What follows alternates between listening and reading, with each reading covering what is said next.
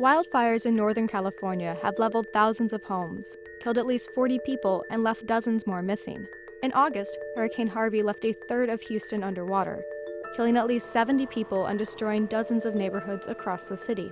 Events like these are happening more frequently in recent years, at scales larger than we've seen before.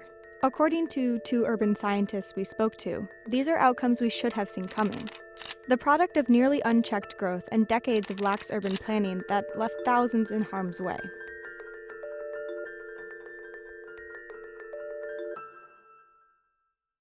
Most natural hazards, we know where they're going to happen, more or less.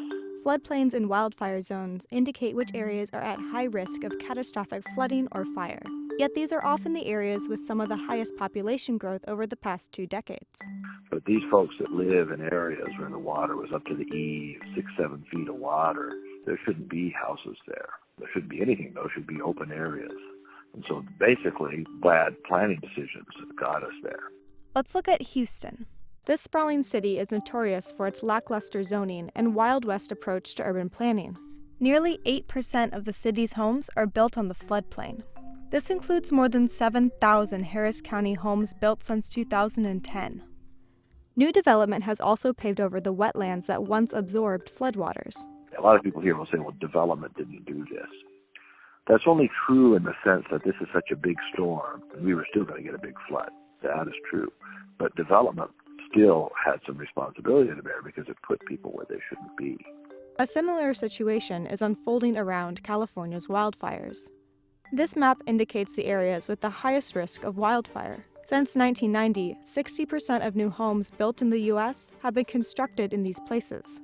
And while California has stricter building regulations than Houston, most of what you see in that regard is some building-related stuff, taking away the vegetation, but not really large-scale redirection of development away from wildfire hazards.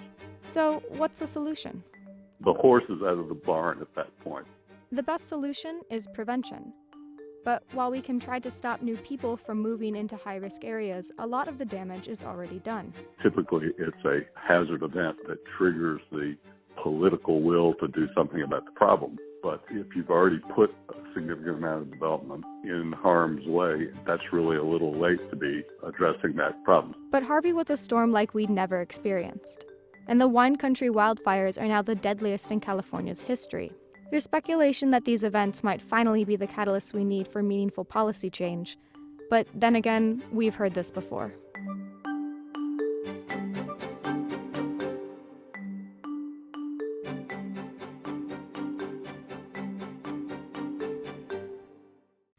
Hey, NBC News viewers, thanks for checking out our YouTube channel. Subscribe by clicking on that button down here and click on any of the videos over here to watch the latest interviews, show highlights, and digital exclusives.